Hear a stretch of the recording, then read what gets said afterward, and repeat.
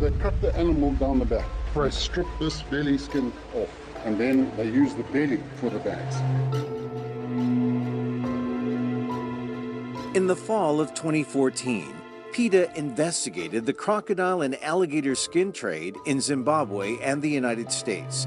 These animals are barbarically slaughtered to make the most expensive accessories for the luxury market, including the Hermes Birkin bag. Bitch, that's not a Birkin. The look you thought was working. Is that ostrich or gator? Oh, that is not a Birkin. PETA's investigators traveled to Africa to expose how these luxury items are produced. This is Badenga, a massive factory farm in Zimbabwe, as well as a major supplier to an Hermes-owned tannery. We do 42,000 skins a year. So we're the biggest Nile producers in the world.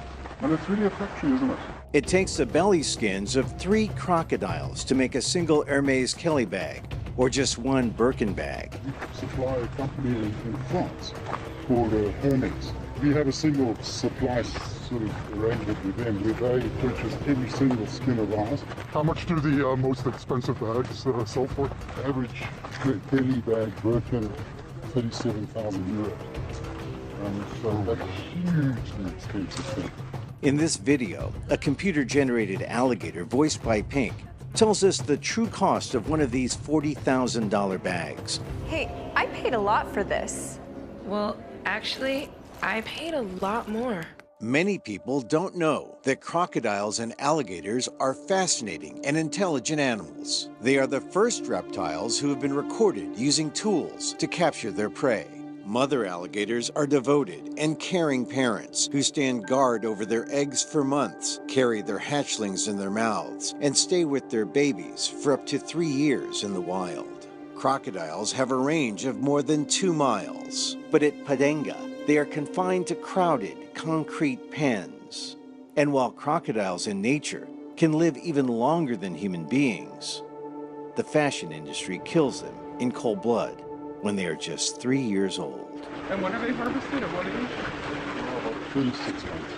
The slaughter is gruesome. So you put him on a table, and then you bend his nose down, and his spine comes close like that, and you plunge a scalpel into the spine.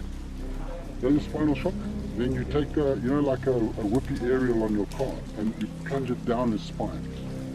It takes the spine out completely right to the base of the tail. Then you take a rod with a pointed end, and you put the brain. Then you can work with it. You can skin him in the process. Because otherwise, the nerves and everything, they're always twitching on the table.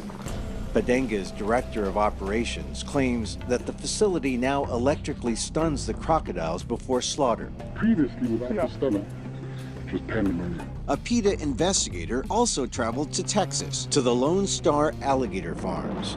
Lone Star is part owned by Badenga and is also a major supplier to an Hermes-owned tannery. It'll go to Crust here in Louisiana. Reptile tannery in Louisiana, so it's owned by Hermes in France. The belly skins of these young alligators are sent to France to become watch bands. Here, the manager of Lone Star refers to the animals as watch bands, as if they were already inanimate objects. They're called watch bands. Okay. Gators are classified as what leather, their leather is usable. Okay. The size is called a watch band alligator. We'll go to France and we'll come back and we'll have to buy it for $2,000 as a watch band. Okay. It's not even something that lasts. It's a watch band that lasts like 1 year and you gotta buy a new one. That's why it shows you that money to pull. Here's how they killed alligators at Lone Star. Workers shot most alligators in the head with a captive bolt gun and sawed into the back of their necks with a box cutter to sever blood vessels. Some alligators survived in agony for several minutes.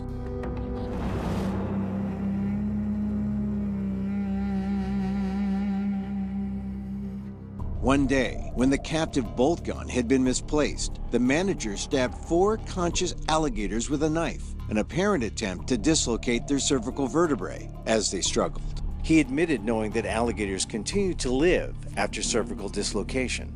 Bird, being a bird, cervical dislocation is satisfactory, but reptile will continue to live. Experts confirm that the alligators do remain alive.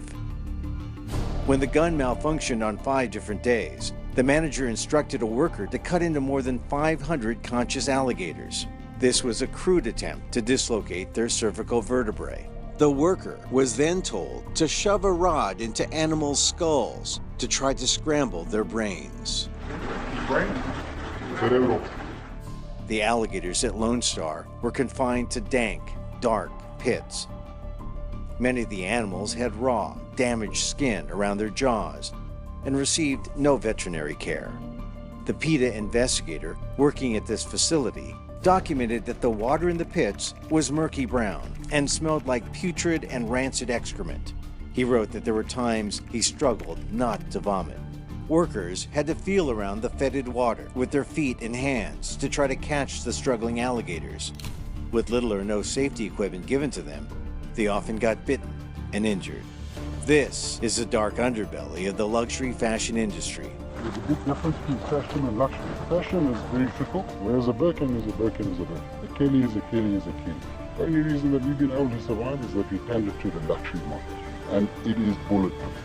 Help show Hermes that the crocodile and alligator skin market is not bulletproof and that luxury should not equal cruelty. Visit PETA.org to take action, and please, only buy cruelty-free clothes and accessories.